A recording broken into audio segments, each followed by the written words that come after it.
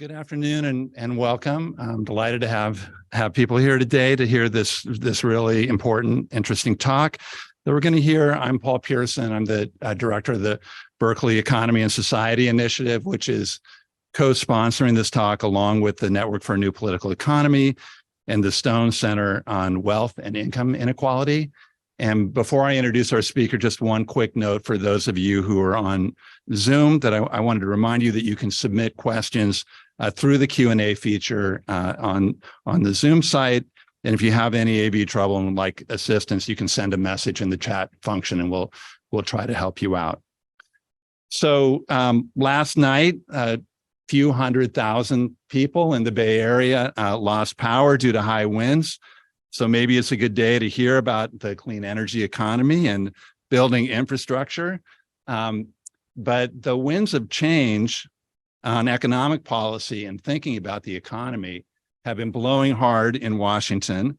And I can't think of anybody better to talk about that with us than Heather Boushey, who's been at the very center of this process for over a decade. Prior to joining President Biden's Council of Economic Advisors, she served as the chief economist for the Clinton-Kaine transition team, and she was the co-founder and the longtime president of the Washington Center for Equitable Growth. Dr. Boushey has long been a leading voice in stressing that family policy is economic policy and in developing and promoting the ideas that have brought much needed attention to the care economy. And today, she's going to talk to us about the clean energy economy. And Heather, we couldn't be happier to have you here with us. Thank you for coming. So thank you, Paul. Thank you for inviting me to be here today to come up and get to see your new matrix. This is all very exciting. And to be able to be with you, I couldn't be happier to be able to join you today. So a lot of times people ask me what it is that an economist working for the president does. So I thought I would just start by spending a couple, a few sentences. I am one of the members of the Council of Economic Advisors, and now I'm also the chief economist for the president's Invest in America subcabinet. And we, the Council of Economic Advisors, we get up each and every day thinking about the economics behind the president's agenda, and how we can deliver on that agenda in a way that is good for the economy, how we can enact policy so that the economy actually delivers on the president's goals. And the president has made clear, I feel like gazillions of times at this point, that his goal is to build an economy from the bottom up and middle out. He wants an economy where growth is strong, sustainable, where gains are broadly shared, where the economy is stable, not just strong, where our industries are globally competitive, where we have a strong and vibrant middle class, where we run our economy on clean energy and we bring down carbon emissions, and where we move beyond longstanding inequities. And so we at the CEA, we help the president as he is thinking about the economics behind how we're going to do this.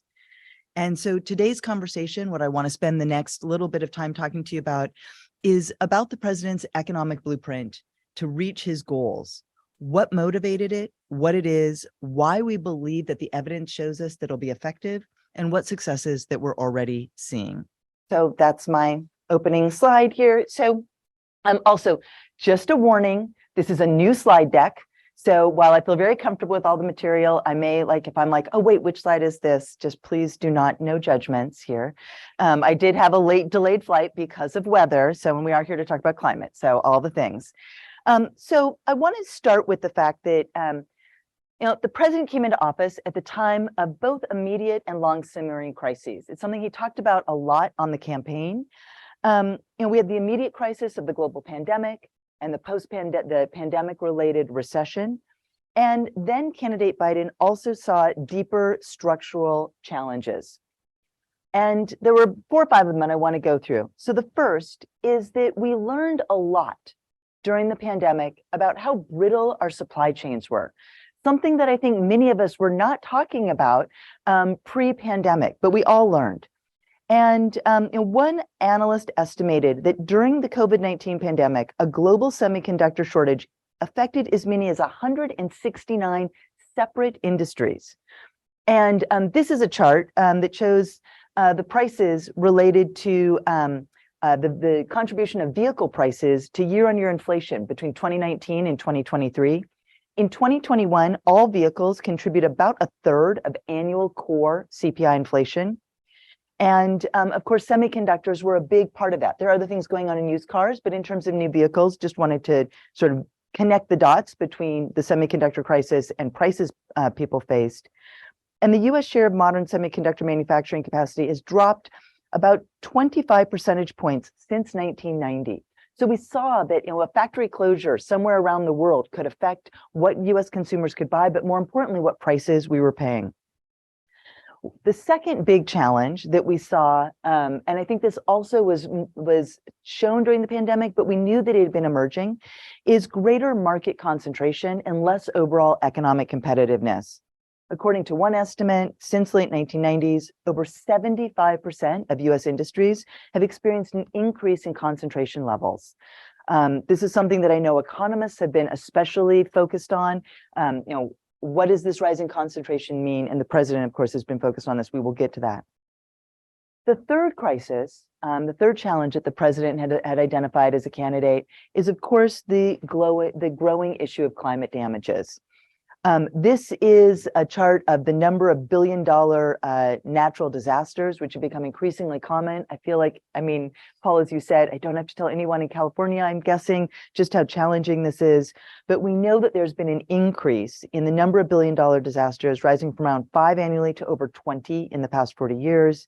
We just got a new report this week from the UN IPCC that the frequency of events is likely to continue. And we know that there's enormous costs associated with this, both in terms of the immediate addressing the damages, but what this does to state and local budgets, the federal budget, and the like. And what this does to insurance markets and all sorts of different challenges that families face. And then the other challenge, and this is a chart that is near and dear to the president's heart. Okay, near and dear is a weird way to describe a chart, also a kind of grumpy chart. But I will say that one of the things, and this is, I've known, I've worked with the president a little bit before this campaign, and over the years, and this chart, which I think of as the Economic Policy Institute special. So Larry and Michelle, if you're watching, I did say that.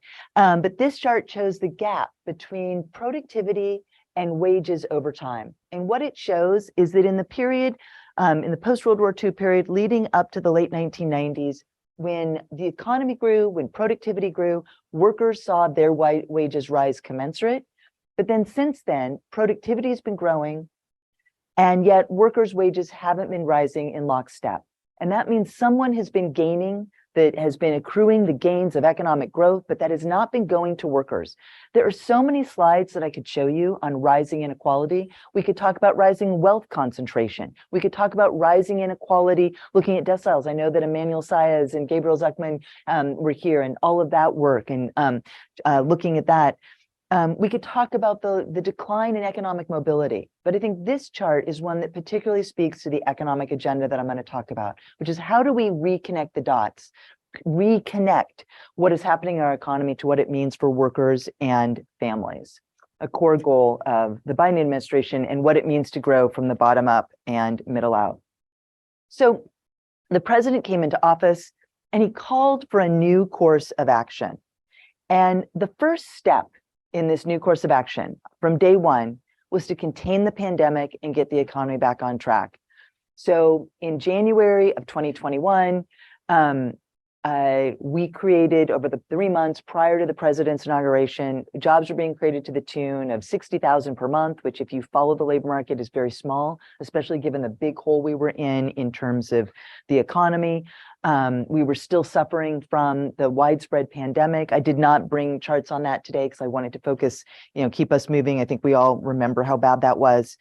And the very first thing that we focused on was the American Rescue Plan, which brought forth the fastest and most equitable economic recovery in decades. We deployed the policy tools that we had. worked to make sure that states, communities, localities had the resources they needed to get schools reopened, to get the vaccines out there, to contain the pandemic, and make sure that businesses and communities and families could weather the crisis and get back on track. So we supported, we gave lots of money to childcare centers around the country, lots of money to families, lots of money to schools to get everything going again. So the outcome of that, and I will say this is one of the charts that I'm very proud to be able to have served in this administration, and this one brings me personally great joy. That looking, we have seen the sharpest job market recovery relative to previous recoveries, and this is important because a pandemic recession is different, right? During the pandemic, when we all knew that the virus was amongst us and we didn't have the tools to fight it, it was really important that we shut down the economy, send people home for a while.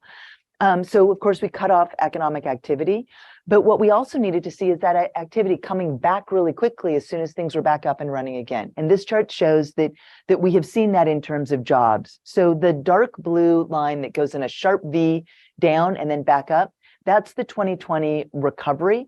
In terms of payroll employment, we've created almost 12 million jobs since the president took office. In the last year, we've seen the lowest unemployment rate on record for Black men, Hispanic workers, and workers without a high school degree. We've seen the 2 strongest years of small business applications on record. Because of this, the United States leads the G7, which is the other advanced economies, in the pandemic economic recovery. And so this is really an important set of accomplishments. And we can talk in the Q&A if you would like about some of the challenges that we've also faced. I don't want to ignore the fact that, of course, prices have been high over this period. We have seen inflation, and I'm happy to talk about that. But I do want to emphasize the strength of this economic recovery. I also want to emphasize that this recovery was particularly good for workers at the bottom of the wage distribution.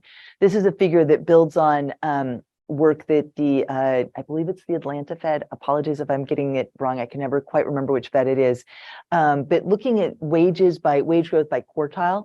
And what is important here, I don't have a little thing, but what is important here is down here at the end, you can see this dark line, which is the bottom quartile, has seen the sharpest growth in yearly nominal wages over workers in the top quartile, the third quartile, or the second quartile, meaning that as we've had this recovery, we've seen workers at the bottom see economic gains. So again, when the president says he wants to build an economy from the bottom up and middle out, these are the kinds of outcomes he is looking to see. One more chart, because I'm at Berkeley, I thought I would bring my Blanchett, Size, and Zuckman. This is their new real-time inequality chart, and this shows real market income by income group. It's looking at the top 10%, the next 40%, and the bottom half. And here we can see that the bottom half has seen the strongest income growth relative to the top half.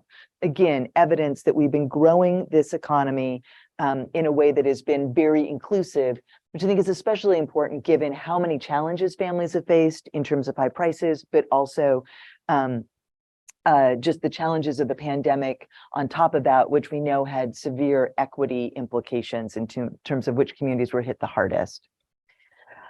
Finally, one more indicator of the strength of the first step of the president's plan, get the economy back on track, has been that we've seen that family balance sheets are stronger than they were pre-pandemic. And this has been ongoing, that we've been tracking this at the Council of Economic Advisors, just sort of making sure that we're getting a sense of just how this recovery is flowing.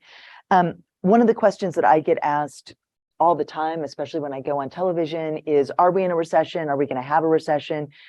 Where we are seeing the data right now, things certainly are not, unemployment rates at near historic lows do not in themselves indicate we are in a recession. Of course, we're seeing some challenges over the past 10 days with finance, which we won't get into today, but this economy has been able to adapt to a variety of challenges that have been thrown at it, various variants of the virus that have popped up.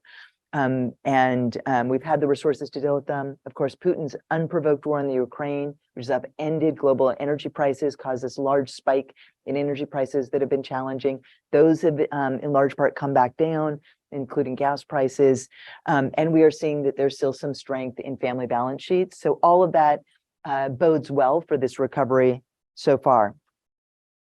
And now I want to move on from the immediate economic challenges to what I want to spend the most of my time talking about, which are the deeper structural challenges. As an economist who'd been working for a long time and had started an organization focused on the economic paradigm, having been candidate and then President Biden say that he wanted to change the paradigm feels very powerful.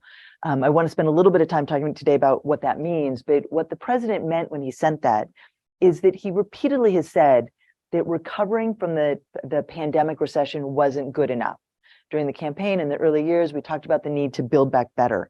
He knew that the challenges facing our economy, climate change and its effects, rising economic concentration, fragile supply chains, inequality, especially inequality by place and by race and ethnicity, these were structural challenges. And so it wasn't enough to get back to where we were.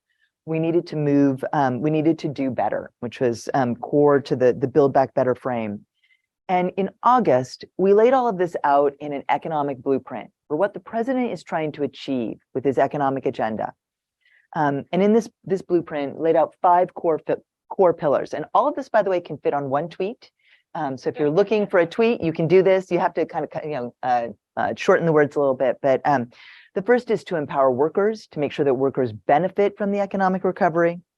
The second is to focus on making it and building it in America. The president talks a lot about how our best days are not behind us, and that we can build big things here in the United States. Giving families some breathing room. The president has made it very clear that his priority is to get prices down for families to deal with inflation and the high cost families are facing. To make industry more competitive, less concentrated, more resilient. We need to deal with the challenges in our global supply chains. We need to deal with the challenges of rising economic concentration, what that means for workers, what that means for consumers, what that means for the little guy, for small businesses.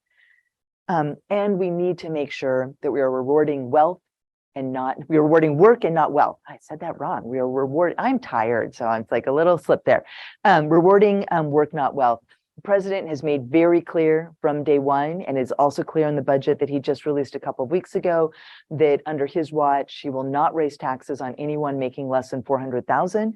He has also put forth a budget this year on top of being able to reduce deficits already, a budget this year that would reduce the deficit over the next decade by $3 trillion, doing that by focusing on fixing the tax code to make sure those at the top pay their fair share. So a very important value. And also, I believe a lot of Berkeley folks have done a lot of research showing how those kinds of tax policies can be good for the economy. So I would refer you to the econ department. You can talk more about that with our friends Danny and all the rest there. Wonderful. So here's the goals. So how are we going to get there? So to build this economy from the bottom up and middle out, we have to make strategic investments. So where step 1 was to contain the pandemic and get the economy back on track, step 2 was to identify and deliver on the strategic public investments that are essential to achieving the full potential of our nation's economy. And a lot of this was laid out during the campaign, and a lot of it has been refined over the course of the pandemic and built into a set of policies. So I'm going to sort of walk you through the arc of this, but a set of policies working hand in hand with Congress. So while we haven't gotten everything done that the president set out to do, I do want to sort of lay out to you how we thought about these strategic investments and why we think that there's economic evidence that shows that this is a path that's going to deliver on that bottom-up, middle-out strategy that the president is calling for, and what the evidence we're already seeing. So the first thing is that the fundamental idea here is that what we make it in America and how we make it matters. What we make, and I want to emphasize that this is a long-standing American idea. American policymakers have always cared about what we make here. There are a lot of strategic reasons to think so. But the what we make is, what are the strategic industries? What are the places where if we don't produce this here or have a sense of how we're going to get it, we're going to be creating challenges for ourselves. Again, think about the fragile supply chains and how during the middle of a pandemic, we could not get enough face masks. We didn't have the personal protective equipment that everybody needed. Or think about the challenge that we faced with infant formula more recently. Or think about the challenges that we faced with semiconductors. What is it that is actually important for Americans? And I'm going to spend a lot of time talking about clean energy and why that is strategically important. But it really requires us to think hard about the areas where relying on private industry on its own will not or has not yet mobilized the investments necessary to achieve our core economic and national security interests. So we've long had a strategy for defense industries. We know that it's important that we have the capacity to make airplanes that can fly around and defend our country and all the other things that we need for defense. And they've long had an industrial strategy to make that happen. And of course, the military has long had a robust set of policies around that to make sure that they're delivering that in a way that works for communities. I often think of their commitment to childcare, and we can talk about that in the Q&A because I'm not going to talk about that too much up here, but wanted to at least ping that there. We've also long had investments in other kinds of industries, investments in public universities, roads, railroads, public sector dollars building our industrial base and America's middle class around the country. We put together the kinds of industries we needed to put a man on the moon. We put together the kinds of industries that we needed when it mattered to the United States. And today we have an enormous set of significant challenges in front of us. And that is why one of the first things the president did when he took office, because we knew how brittle our supply chains were, was to ask a number of agencies across government to identify key strategic supply chains, key among them in energy, and to go through and say, what is going on with these supply chains? How can we make sure that we are having access to the things that we need, particularly, again, in the energy space? And of course, we all know that climate change is one of the biggest threats we've ever faced to our national, our economic security. It's an existential threat.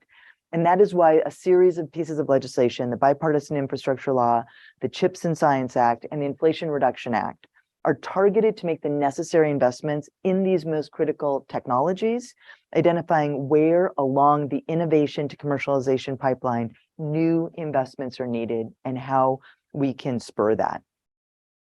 So that's that is the what. So I want to get into the how. So the second part is the how we make it. How is a very important piece of the puzzle, and we've seen a lot of this. Just to pause for a moment before you read the slide.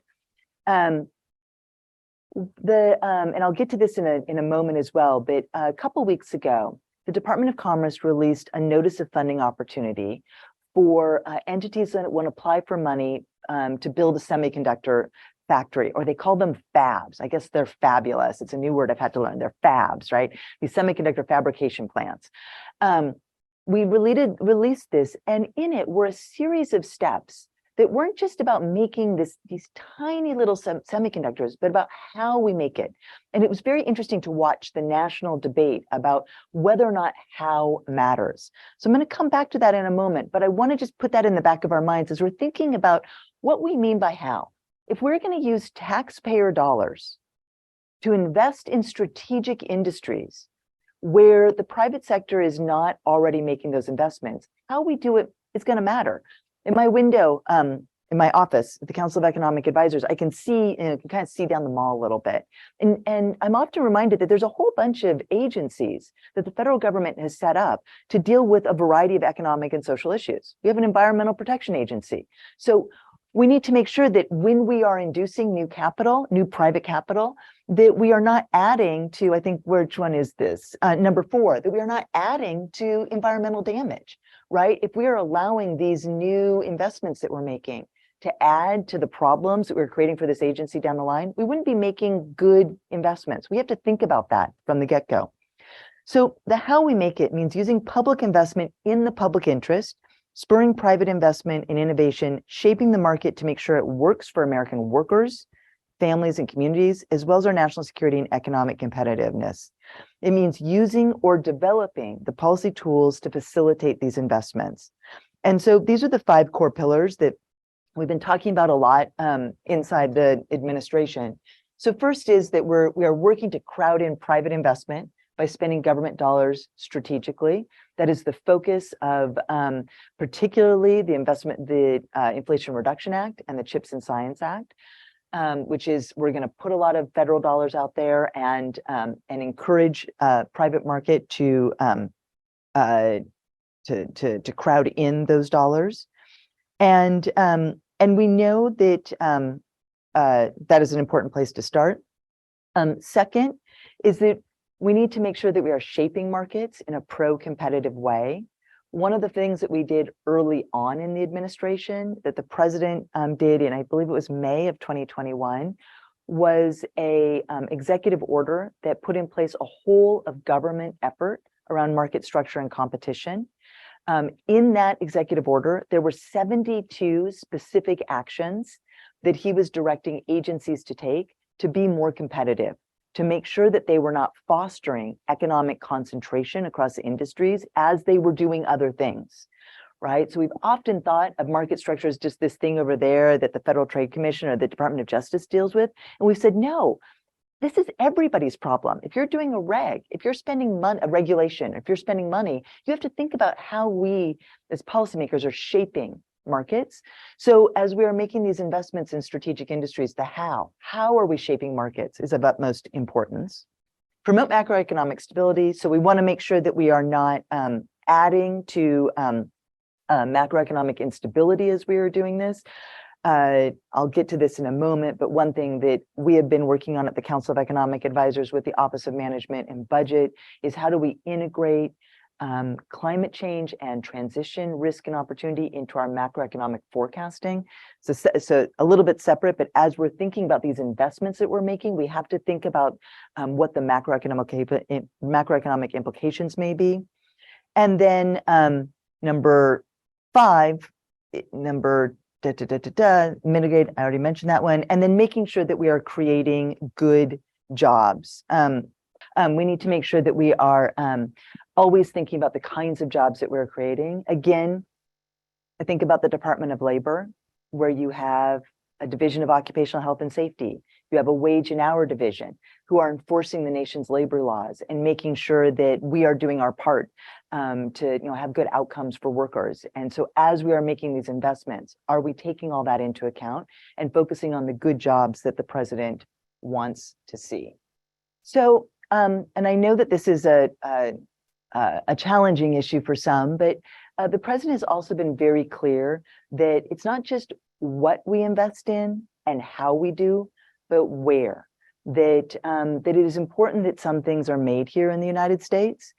And so I want to just put up a few notes on why we think it is important that we have industry in this country. First is to think about the nearly half century of economic inequality. What does it mean to foster good jobs? How do we think about the role of economic policy? We know there's been a lot of economic research in recent years on the role that opening up the United States to competition in terms of trade with China, allowing them into the WTO in the year 2000, what that did to particular communities around the country, called the China shock literature, that those economic effects were long lasting. So we need to make sure that we are thinking about how government policy is affecting good jobs in communities all across the country. In the president's word, too many people have been left behind in the past, and too many people were treated like they were invisible. So how do we do that? And that making things in America and what we make matters. The second is about economic competitiveness. We know, because there's a lot of research on this that shows that there was a theory many decades ago that the United States could focus on just the intellectual pieces of the production process, just the engineering or the very highly sophisticated, and all of the manufacturing and production could be done somewhere else. But we also know from a lot of literature that on agglomeration and the effects of that we need both the strength in manufacturing as well as the ability to invent and commercialize future generations of technology. We need to make sure that our supply chains aren't brittle, but are resilient, and that requires thinking about place and where things are produced around the world. One statistic here that comes to my mind a lot that came out of looking at all of the supply chain reports that the president had the agencies do. One thing that that is true is that OPEC is an important oligopoly in the world. We know that when OPEC affects oil prices, that affects or changes prices or their supply, it affects everyone. OPEC only controls 40% of the world's oil supply. And yet that is one of the most, it's like the textbook case of an oligopoly. Yet when you look at the clean energy supply chain, China currently controls over 80% of core parts of that supply chain. That is a monopolization of a supply chain that is incredibly important to our future, to economic competitiveness. And so thinking about place-based strategies is really important, especially as we're thinking about what it means to be market shaping and to have a competitive economy. And then finally, the administration has been doing a lot of work with friends and allies around how to think about the pieces of the president's vision and what kinds of partnerships. And I want to just elevate something that happened just I think it was last week, that is really important, which is the United States and the EU have now forged a new partnership on critical minerals. The president, working with European Commission President von der Leyen, worked to immediately begin negotiations on a targeted critical minerals agreement so that relevant critical minerals extracted or processed in the European Union will count towards requirements for the electric vehicle credit, which I will get to in a minute. And this is an important piece of the puzzle about creating that resiliency in supply chains, but thinking about place-based strategies. There's other things I could focus on there, but I'm watchful of time, and I want to move on to focusing on the new toolkit that we are developing as we are thinking about this strategy. So if we are focusing on what we make in the United States, is thinking about what is strategically important, how we do it. So how are we actually executing on that? So, and now we get some little graphics. We're moving on in the slide deck. So we know that this modern American industrial strategy will require a new toolkit. And so there are four basic components of this that are top of mind. So the first is that we are tapping into the productive potential of people and places across the country. And you can think of this in terms of not just looking at a model, but looking at a map, tapping into the potential all across the United States, targeting employment growth in economically distressed areas where you can get a big return on investment, and by leveraging dormant infrastructure assets and skill-ready workforces.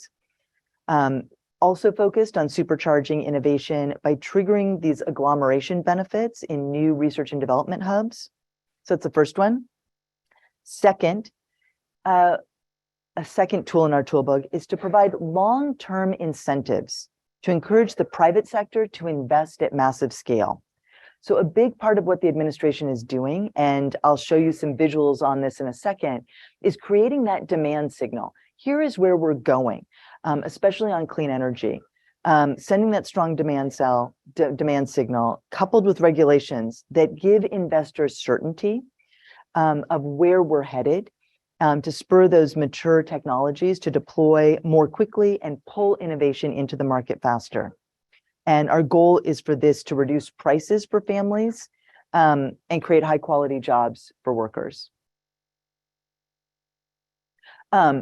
Third is to encourage, and so I'm transitioning a little bit here. I really want to hone in on our specific strategies around clean energy. So the president has been thinking about the CHIPS and Science Act. I'm going to sort of leave that aside for a moment and really focus on what this means in clean energy, because this, and I will use this as just a moment to segue for a second. One of the, when I took my role at the Council of Economic Advisors, in the very first conversation I had with CC Rouse on our portfolios, because this president, his three members of the Council of Economic Advisors are all first and foremost labor economists, myself, CC Rouse, and Jared Bernstein, and that was a unique configuration. And so the first question is like, who's going to do what? It's not all labor.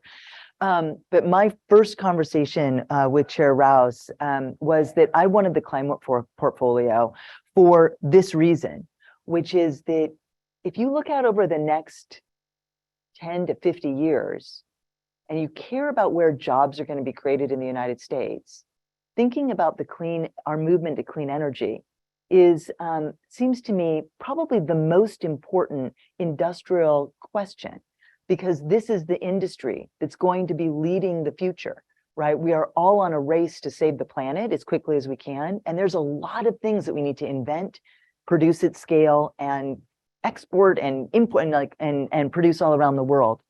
And so we need to be encouraging these investments throughout these clean energy supply chains as quickly as possible. But that both creates opportunities and challenges. But this is, I think, how we're going to create good jobs across the country.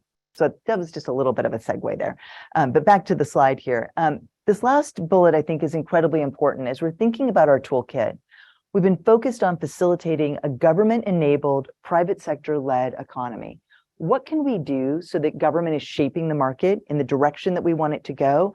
And yet it is still we are still getting all of that innovation, all of the wonderful things that the private sector brings to the table, and lower costs over time. So our toolkit has been put together with all of this front of mind. So I wanted to spend just a couple of seconds on some of the economic arguments and evidence behind this. As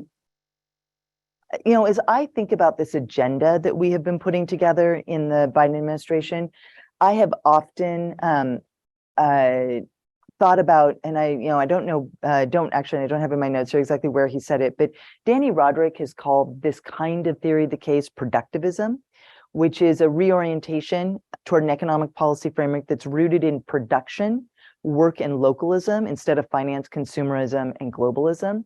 And you can see that here. We're prioritizing what we make, how we make it, where we make it, as the core economic question that we need to be focused on. Janet Yellen has spoken and written about a new modern supply side economics. She said, and I want to quote here, modern supply side economics prioritizes labor supply, human capital, public infrastructure, research and development, and investments in a sustainable environment. These focus areas are all aimed at increasing economic growth and addressing longer term structural problems, particularly inequality. Chair Rouse has called, and we just released a new economic report of the president, but in last year's, we focused a lot on calling for government to be a partner, not a rival, to private action. So those are some of the big picture economic themes that we're focused on here. But in terms of focusing just on the clean energy piece, I wanted to put up my favorite quote from an economist about how some of our ideas are connected to the cutting edge of where folks are thinking. This is a quote from Duran Asimoglu. He came in, we had him talk to some folks about, as we were thinking about some of these issues, and he has written that, quote, the climate crisis demands that we consider more radical ideas than just and this is my brackets, just thinking about pricing. If we can reach a consensus on the need for massive investments in the clean energy transition, perhaps we can agree to orient that spending around the creation of good jobs. That might well violate the Tinbergen principle that the best way to neutralize a market failure is with a policy instrument designed specifically for that purpose. But if it helps to prevent the deepening of social, economic, and political fault lines that have appeared in many Western advanced economies, it will have been well worth it. So for a long time, as we thought about what to do about climate, the first best answer that economists gave was to focus on pricing. Carbon tax. It's the obvious thing to do. It's a bad thing. Tax it. It's, right. That's the obvious thing to do. But what we have learned, we've learned a number of things. One, not clear that there was a political path to actually do that. So I was like, how long do we have to wait for people to realize that that's the best idea? And that seemed like too long. But second, and I think this is really important, and there's been a lot of especially political science research on this question. As it turns out, different industries have different needs. And it is not just that we need to get rid of emissions. That is important for the climate. That's super important. If you're a climate scientist, that is like 100% job one. That is what you're thinking about. Hi, I'm a labor economist. What I care about is how are we going to do this in a way that creates industries and jobs and doesn't just destroy our economy in a way that would be both politically unpalatable and also add to the structural challenges that I talked about at the beginning of this slide. There are people that work at manufacturing facilities that produce cars that run on gasoline. If we just start taxing all of that, but don't have a plan, then what happens to them? How do we adapt? And that is the challenge that we've brought on. So in the beginning, where I talked about what we make, strategic investments, our strategic investments in clean energy are grounded in the idea that we need to make sure that we are facilitating this building of a new clean energy economy and not just assuming that that the market will do everything on its own if we do not provide that support. So I wanted to put up Duran's quote here because I thought that was, I feel like people smarter than me were saying similar things. So that's always a good thing, right? Yeah, go to the experts.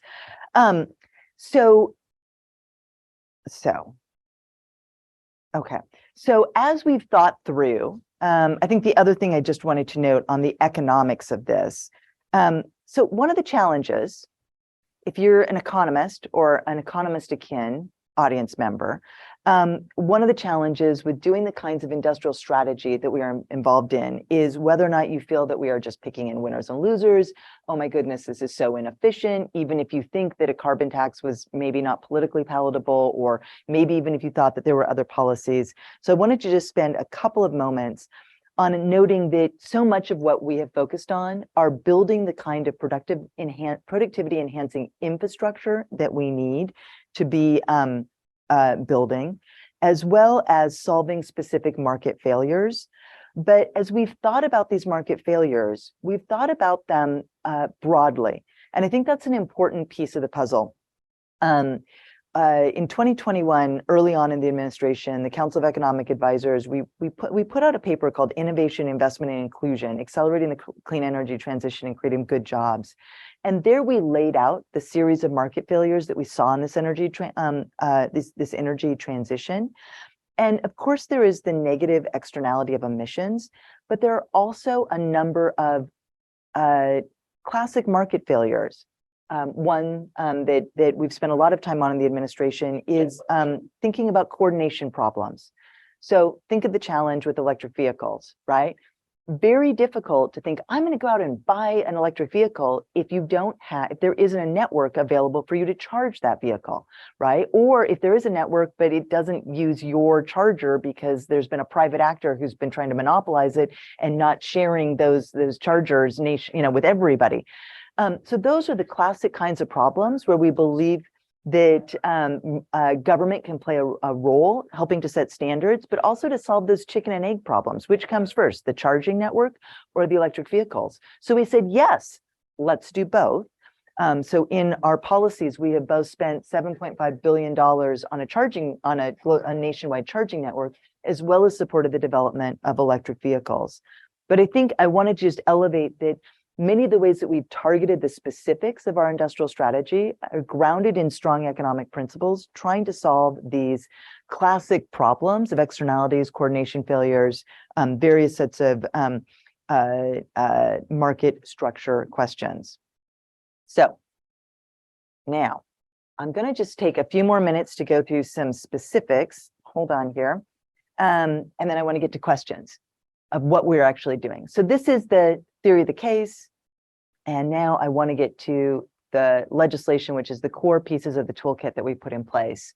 So by now, I'm sure everyone is familiar with the Bipartisan Infrastructure Law, also known as the IIJA, which I don't know what it stands for, but we call it the Bipartisan Infrastructure Law because very proudly it was bipartisan. Hundreds of billions of dollars for all sorts of things across the United States. I will note that the $7.5 billion, there's a really set of interesting papers by Jim Stock and colleagues on how this money that we're spending on the network may be some of the most efficient dollars that we're spending, moving the electric vehicle transition, which was good to hear because it's a small amount of money, but also could be very impactful. But money on the power grid and the like. And then the Inflation Reduction Act, which passed in the summer in August, loans and grants to industry, clean energy production and investment tax credits, consumer tax credits, all of which focused on spurring this new vital industry that we need to build a clean energy economy.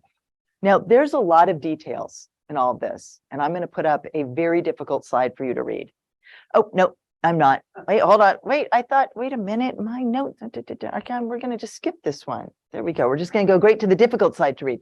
So I wanted to put this one up, even though it's difficult to read. And I don't like slides like this because I can't see very well sometimes. But the reason I wanted to put that up there is that we are doing all of these things to spur a new clean energy economy. And as we are doing so, we are making sure that this is good for communities, using every tool in our toolbox. So all of these little numbers and little details here are different elements of different pieces of the legislation that focus on things like prevailing wages and apprenticeship requirements. So there's a set of the credits to businesses that say, if you want this credit, it will be increased by 5 times for projects that meet prevailing wage and apprenticeship requirements. There are also various ones where there's a 30% credit for projects meeting these requirements. These are additions usually on top of things where we are making sure that we are adding domestic content requirements, focusing on energy communities and low and moderate income communities so that you get more of a tax credit if you put your investment in places that need it most. So trying to leverage these public dollars in a way that can induce private capital to the places where it will be most effective. The two at the bottom around direct pay is making sure that entities that do not generally benefit from income tax credits, like state, local, and tribal governments, nonprofits, or churches, can also benefit from some of these, which is a small thing, but could be huge to those organizations and being able to benefit from them. I mentioned earlier the CHIPS notice of funding opportunity and how they were doing this as well. They said that applicants for major projects have to include a detailed plan for providing affordable, high quality childcare to both the construction and fab workers. And they have to pay prevailing wages while encouraging them to create high quality jobs. So we've decided on these strategic industries, and we're investing in them in a way that will hopefully address, doing our best, using all the tools in our toolkit to address these longer term structural issues. So I'm going to skip this next slide and I'm going to go straight to some success. Okay, so building the economy from the bottom up, some successes. So we are already spurring private investment in construction and manufacturing. So these charts go from 2010 through 2022. You can see an uptick in real manufacturing construction being put in place that is equivalent to the run-up in the recovery from the Great Recession in the early teens. And this is real electronics manufacturing put in place. So millions of US dollars, a spike there. Some of this, our goal is to crowd in private investment. So this is publicly enabled, but private sector driven. And you can see this in some of these numbers. Here is a map. This is one that the president likes to tweet out a lot. Manufacturing's on the rise. For a while, we were all saying everything's on the rise. So we're already seeing companies responding to the president's investments. We were able to start tracking this within weeks of the Inflation Reduction Act being signed. So we signed this law, the president signs this law, putting all of these subsidies in place, and very quickly the private sector started to act. And I think in clean energy, this is so important. The president told the country, told the world, these are the strategically important industries we need to be focused on. We need to make sure that this is what we are doing. And the private sector has acted. And you can see they're all across the country. And it's too small to read all of that, but if you go to the president's Twitter feed, you will be able to see this chart. The next one, we've seen that manufacturing employment has been growing apace. We've seen the fastest 2-year manufacturing job growth in 40 years. nearly 40 years. And the economy has added nearly 800,000 jobs in manufacturing. Again, like the earlier chart I showed you on overall total payroll employment, this has been the fastest growth relative to other economic recoveries. I'm sure somebody is asking or thinking, gosh, Heather, is everybody going to become a manufacturing worker in the United States? Probably the answer to that question is no. But in terms of being able to build things and make things in the United States and have some greater resiliency in our supply chains, and also the innovation and technological advances in clean energy, this is certainly an important achievement. These are some cool maps from the Department of Energy, focusing on new investments in battery manufacturing and supply chain investments and American-made solar happening all across the country. So again, these are a little bit small, but these are available on the Department of Energy's website. Again, you can see these investments going up all over the country. North American battery cell manufacturing is now set to grow nearly 15-fold by 2030 based on tracked announcements, enough for 10 to 13 million electric vehicles. Nearly 40% of these announcements have been announced since the passage of the Inflation Reduction Act. In August of 2021, the president did an event where he had the big three auto companies and the UAW, and he said, we want to make sure that by 2030, half of all auto sales in the United States be electric vehicles. We are now on track to make enough batteries to do so. Yay, just like, okay, great. Yeah, a little confetti here. Since IRA is passed, it's nice to set a goal and meet a goal, even when you thought, like, we did the analysis on, like, could we do this? And like, yes, it was theoretical possible, but I don't know, are all the pieces going to come into play? So it's very exciting. We've seen over 95 gigawatts of domestic solar equipment manufacturing capacity has been announced across the country as well. We have seen, and then I think this is just some stats on different investments that have been announced or things that are happening. We've seen electric vehicle shares are projected to be 56 to 67% for light duty. I think you can read all of these. I do want to get to Q&A. So I have a couple more. Let me just see here. So I have a couple more brag slides. Just going to go through them and let you just kind of like mull on all of the accomplishments. This new National Renewable Energy Laboratory study just came out that said that combined the bipartisan infrastructure law and the IRA are and they have set our, you know, you can read the things, make clean energy more abundant, slash power sector emissions, deliver cost savings, but some good sort of assessments of just how far we are going. And for those of you who really are focused on emissions, because if that's why you care about climate change, it's emissions, not just jobs like me. We are seeing that the emissions reductions are significant, and we are on track at this point, we believe, by our analysis and other outsiders, to meet the president's goal of cutting emissions in half relative to 2005 by the president by 2030, which is important for us to meet our Paris Agreement goals. And a lot of this is being done through the Loans Program Office. I skipped that slide in the interest of time. It's one of the offices that is making the investments.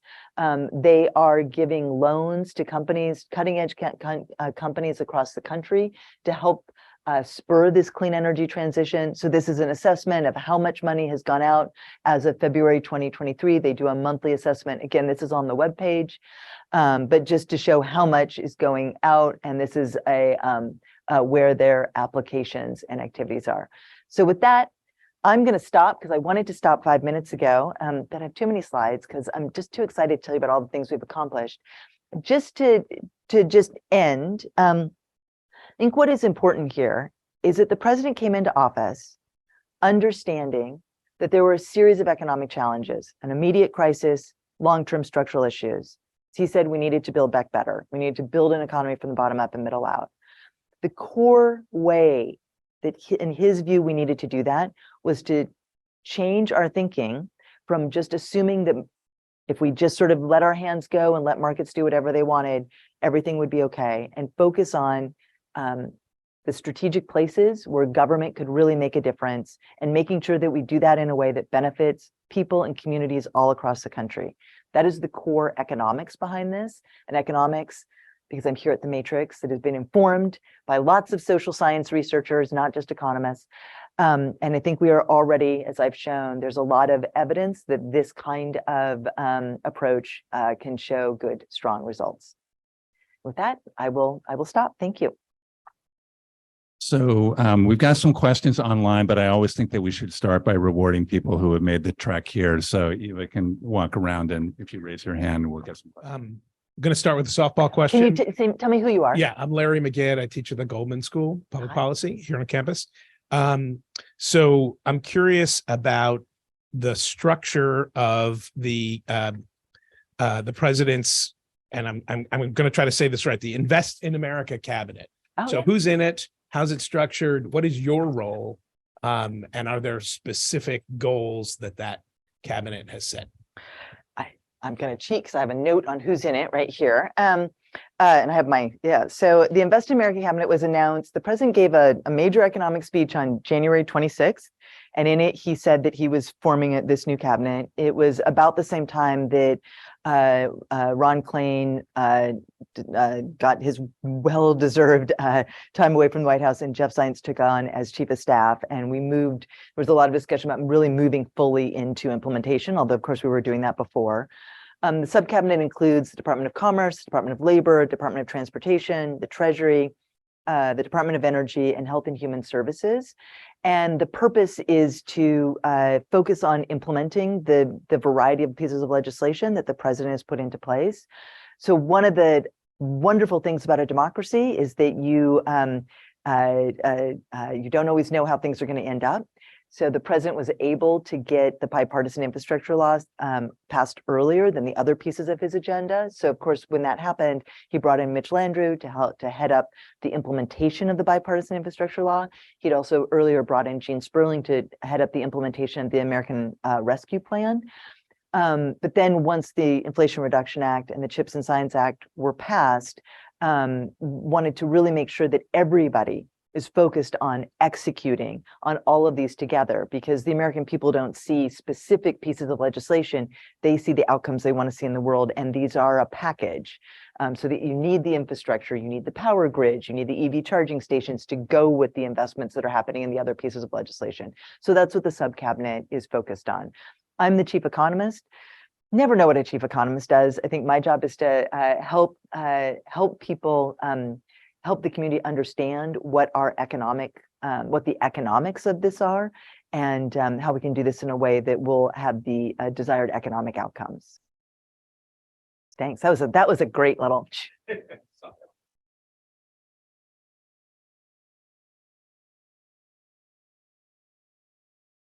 Hi, I'm Jonas Meckling. I teach climate and clean energy politics. Thanks so much for a fascinating overview.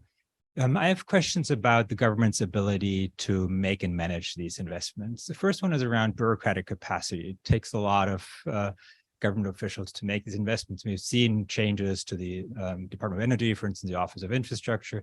How concerned are you about this becoming a bottleneck for implementing these investments? And if so, what kind of changes would you like to see? The second one is around coordination. You mentioned the coordination market failures. What mechanisms does the federal government have to coordinate across agencies, but also with state governments in making these investments for a clean energy future? Okay. Coordinating across state governments. So in terms of the bureaucratic, I think that is a great question. I will say a couple of things. One, there is an enormous resource of incredibly talented civil servants and political appointees across government that are dedicated, getting up each and every day, figuring out how to do this. The Department of Energy has hired or is hiring, well, I don't want to give a number because I'm not sure exactly how many, but lots of people to help execute on this. So this is something certainly that they are focused on each and every day. I can tell you from where I sit, something like the Loans Program Office or the other offices are doing the hard work to lay out the strategic needs and then how they are going to implement and execute on them. So for example, there are a set of, and I probably, the slides that I showed you from the Loans Program Office gives you a sense of their strategic investments. They have also released a series of pathways reports. I have too many pieces of paper here and they don't have page numbers, so I won't be able to find them. But those were just released, I believe, earlier this week that lay out the strategic ways that they are guiding their investment decisions. And so I think my answer to you is that people understand the challenge and are stepping up to it. I think the other question we need to ask ourselves is if not us, who? And so what I saw in the supply chain reports that came out earlier in the administration is that the private sector created a set of supply chains. I mean, these were their independent decisions that are very difficult to track. I mean, there's like, if you talk to the supply chain people, they'll start throwing up these charts that just literally look like bowls of spaghetti. You don't know what's coming from where and how you track it, right? So as agencies went out there to look at how do we make sure that the things that we really need to get to where they need to go that are of national importance, government is particularly equipped to be able to help provide that guidance and that analysis. So, and I think you saw that in those supply chain reports to ask some of those tough questions. Your second question was coordination. I think you said coordination across federal and state. Is that what you're asking, or across agencies? Okay.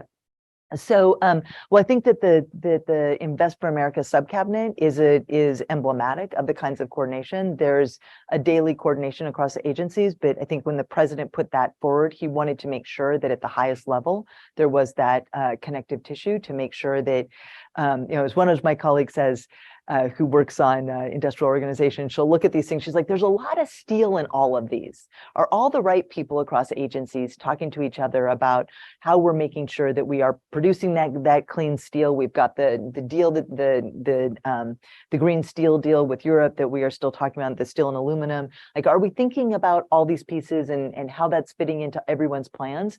And yes, people are coordinating and working on that.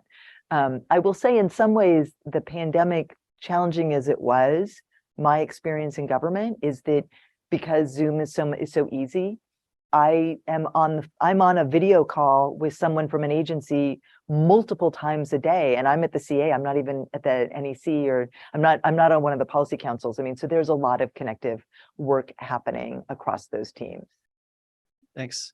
Thanks for sharing all this and all of the great work. I wanted to ask about another part of innovation policy. So we're talking about industrial policy and all the new work being done, but there, people like Fred Block have been writing about how the U.S. has had a hidden developmental state and an industrial policy over many decades of, a lot of the innovation coming through like the military, DARPA, et cetera.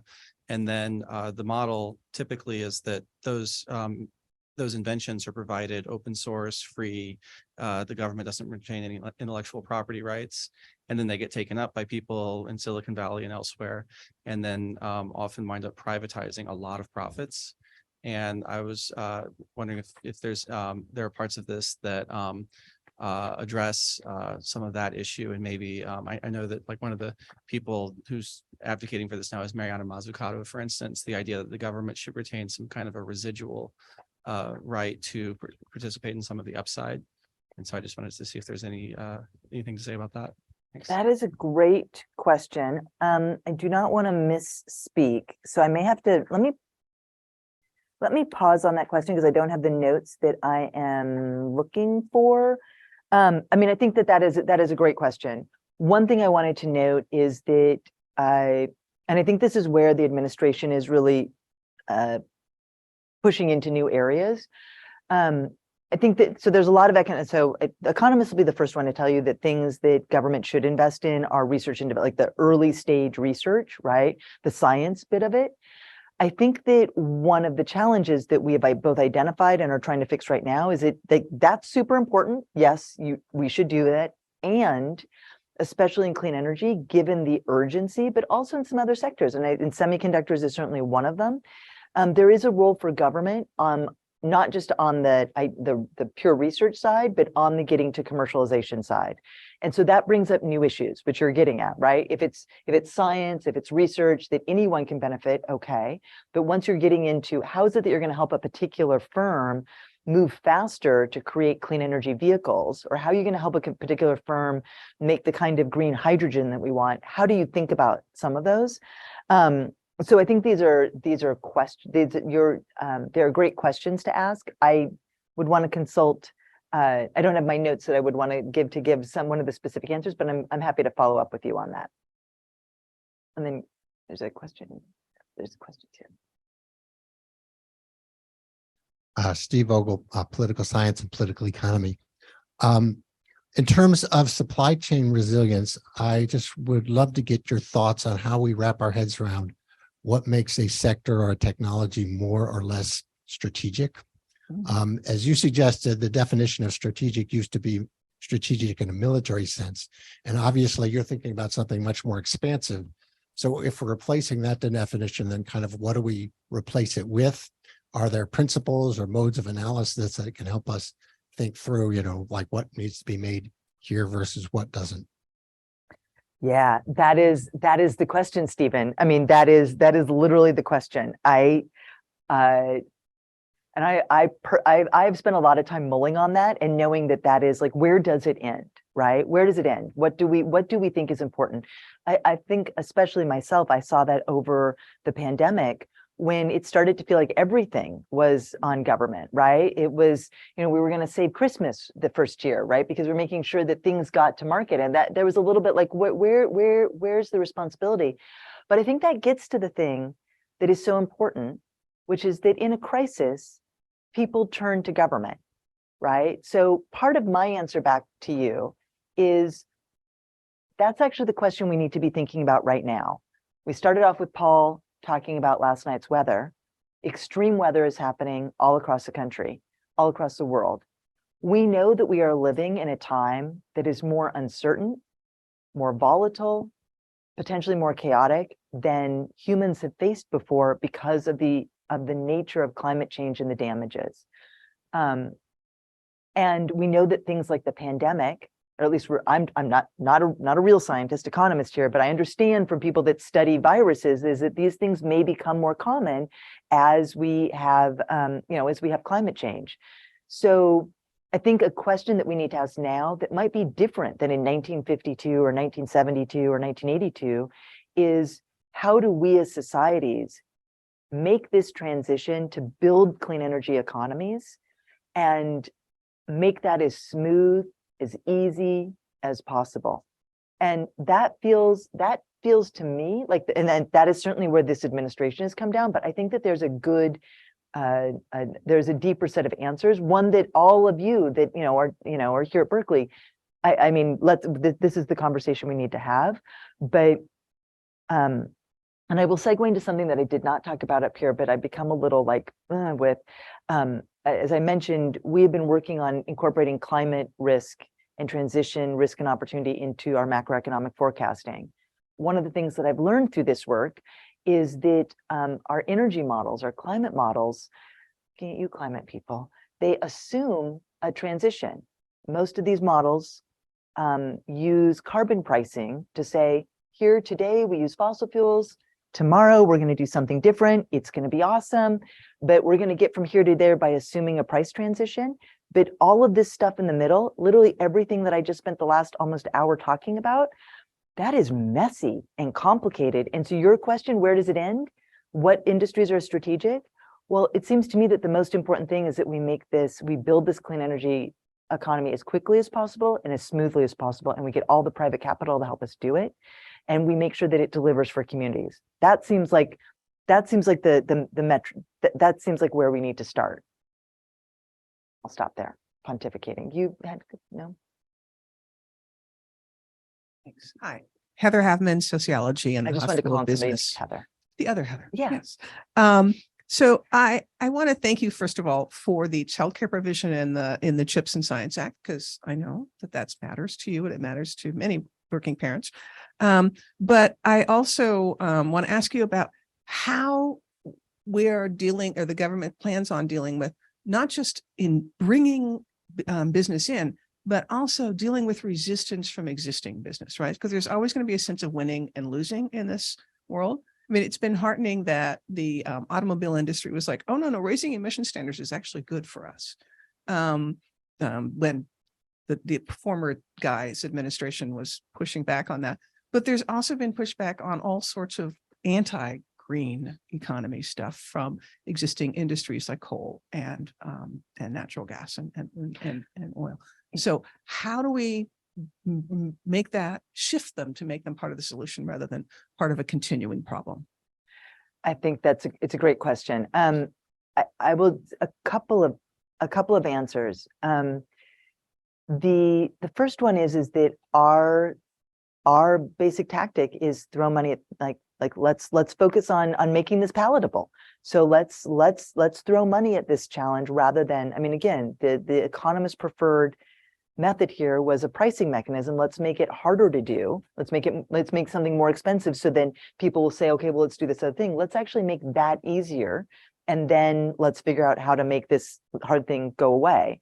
I think that creates a lot of opportunity, right? It creates a lot of opportunity to say, oh, well, I'm over here doing this thing. The writing is now on the wall. I think that's what's so powerful about the maps that I showed you. How much those people haven't gotten a tax credit yet. They haven't seen a single dollar, right? And yet they're announcing all of this investment. It's a demand signal, right? So some of that capital is coming from the folks that may feel like, oh, wait, that they weren't going to bet. I mean, I don't have analysis on that. I don't have any data, but I have to imagine, right, that private capital is making choices. So you're creating opportunity. So that those that might lose out are they have something else they can go into. So I think that's the first thing.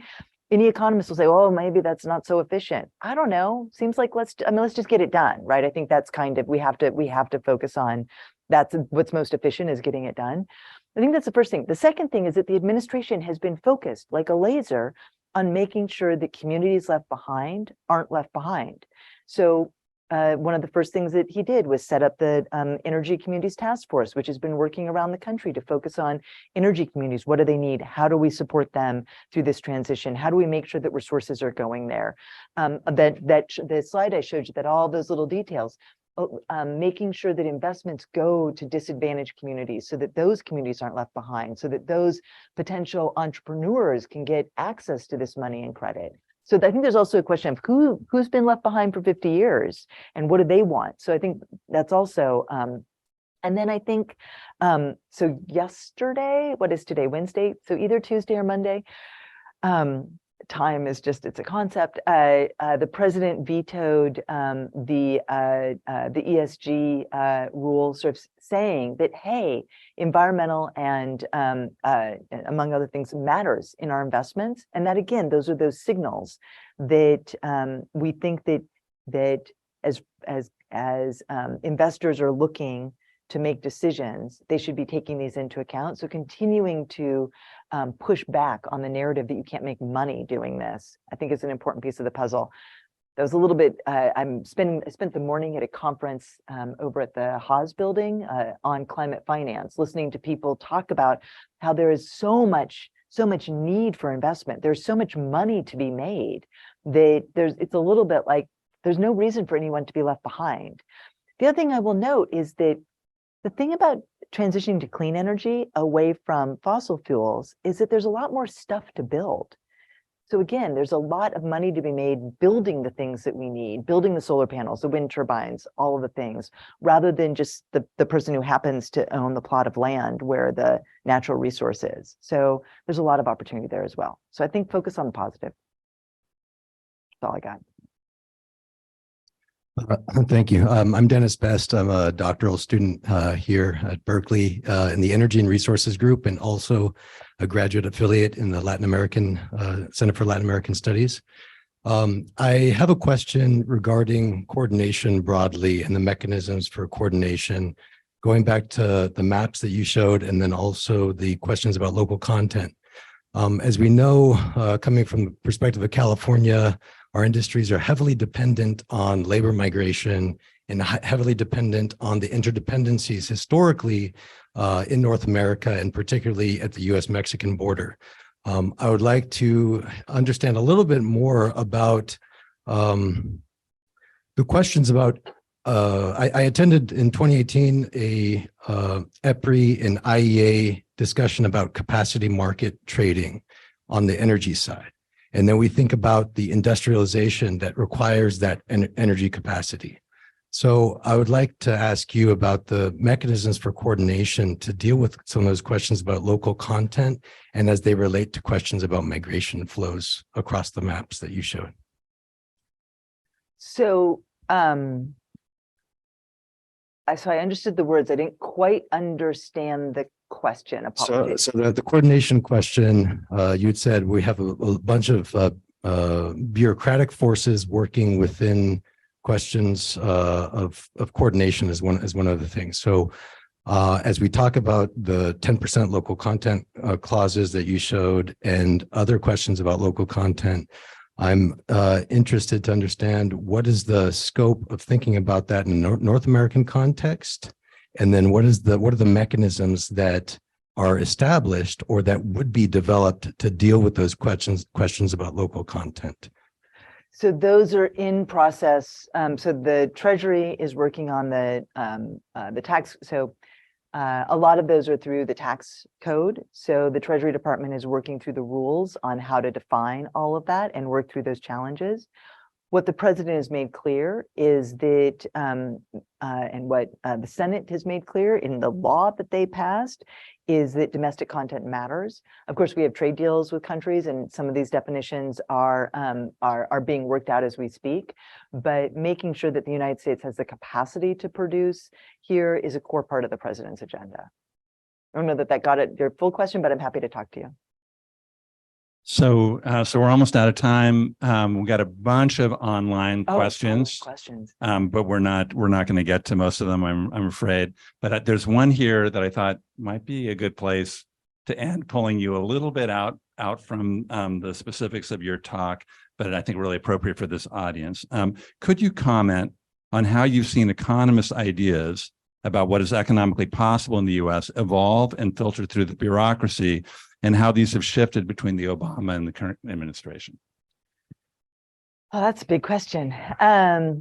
So, economists are we're an interesting bunch. I think that so I'll say a couple of things. One, right before I joined the campaign, the Biden campaign, I had published a book called Unbound, where I wrote about what I called a paradigm shift in economics, focusing on how to think about inequality.